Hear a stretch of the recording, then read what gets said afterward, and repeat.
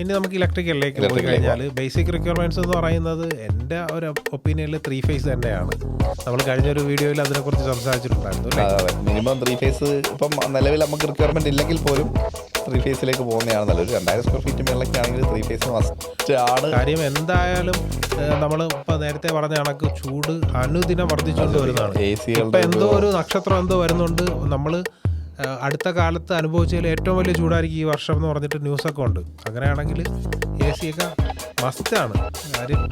അപ്പോൾ ഈ 2 AC ഒക്കെ ഉണ്ടെങ്കിൽ 3 ഫേസിലേക്ക് പോകണം. കാരണം ലോഡ് എടുക്കുന്നതനുസരിച്ച്, കാരണം KCB വരുന്ന സപ്ലൈ ലൈൻ പോലും ചേഞ്ച് ആവാറുണ്ട്. അപ്പം എത്ര ലോഡ് വരുന്നോ അതനുസരിച്ച് വയർ ചേഞ്ച് ആവണം. അതിനനുസരിച്ച് മൊത്തത്തിലുള്ള കാര്യങ്ങൾ നിന്നാലേ നമുക്ക് ഈ ഡ്യൂറബിലിറ്റി കിട്ടത്തുള്ളൂ.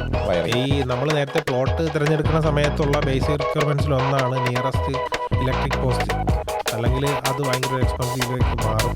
അപ്പോൾ അതുകൊണ്ട് അത്തരം വസ്തുക്കൾ നമ്മൾ പർച്ചേസ് ചെയ്യുന്ന സമയത്ത് ഇലക്ട്രിക് പോസ്റ്റ് അതുപോലെ വാട്ടർ ലൈനൊക്കെ അടുത്ത് വന്നിട്ടുണ്ടെങ്കിൽ നമുക്ക് കുറേ എക്സ്പെൻസ് കുറയും. അതെ, അത് മെയിനായിട്ട് വലിയ ലാൻഡൊക്കെ എടുത്ത് ഇപ്പോൾ പ്ലോട്ട് ചെയ്തിരിക്കുന്ന പരിപാടിയുണ്ടല്ലോ. അത് ആദ്യമായിട്ട് പോസ്റ്റ് ഇടുന്നവർ ഇത് ഇത്ര ഇടയിട്ട് വലിയൊരു എക്സ്പെൻസ്. അത് ലാൻഡ് മേടിക്കുമ്പോൾ നോക്കേണ്ട ഒരു കാര്യങ്ങളൊന്നാണത്.